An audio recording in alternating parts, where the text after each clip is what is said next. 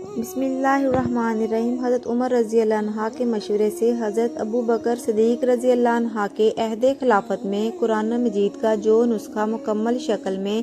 مرتب و مدون کیا گیا تھا، وہ نسخہ حضرت عمر رضی اللہ عنہ کی وفات کے بعد حضرت حفصہ رضی اللہ عنہ ہی کی تحویل میں رہا، اور حضرت عثمان رضی اللہ عنہ کے عہد خلافت میں جب ضرورت پڑی کہ قرآن مجید کے یکساں نسخے مرکز خلافت میں سے ہی مدون و مرتب کرا کے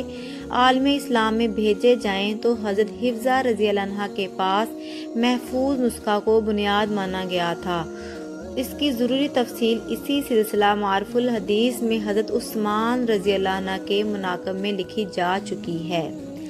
یہاں تو صرف یہ عرض کرنا مقصود ہے کہ عہد فاروقی کے بعد اس نسخہ کی حفاظت کا شرف حضرت حفصہ رضی اللہ عنہ کے حصہ میں آنا یقیناً ان کی ایک قابل ذکر فضیلت ہے۔ ام المومنین حضرت حفصہ رضی اللہ عنہ نے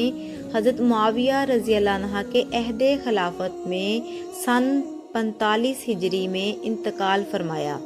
اس وقت ان کی عمر قریباً 63 سال تھی۔ ان تعارفی و تمہیدی کلمات کے بعد وہ حدیث پڑھی ہے جس میں اللہ کے مقرب فرشتے حضرت جبرائیل کی زبانی حضرت حفصہ رضی اللہ عنہ کے بارے میں ایک شہادت نقل ہوئی ہے، اور اسی کی وجہ سے واقعہ یہ ہے کہ حضرت حفصہ رضی اللہ عنہ کے فضائل میں تنہا یہی حدیث بالکل کافی ہے۔ تشریح: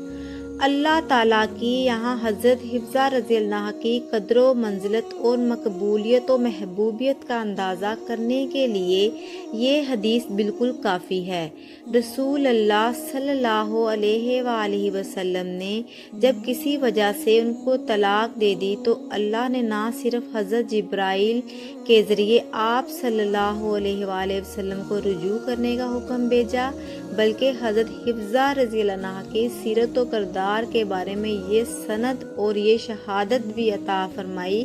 کہ یہ دن کو کثرت سے روزہ رکھتی ہیں اور رات کو اللہ کی بارگاہ میں کھڑے ہو کر نمازیں پڑھتی ہیں،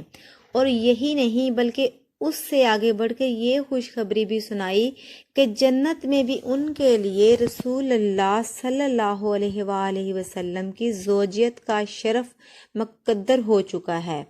یہ بات تحقیقی طور پر نہیں معلوم ہو سکی کہ طلاق کے اس واقعہ کا اصل سبب کیا تھا، البتہ یہ بات بالکل واضح ہے کہ طلاق اور رجوع ان دونوں کے سلسلہ کا یہ واقعہ جو رسول اللہ صلی اللہ علیہ وسلم کے گھر میں پیش آیا، اسی سے امت کو طلاق اور رجوع کا صحیح اور مسنون طریقہ عملی طور پر معلوم ہوا۔ ہو سکتا ہے کہ اس واقعہ کے پیش آنے کی ایک حکمت اسی طریقہ کی تعلیم ہو۔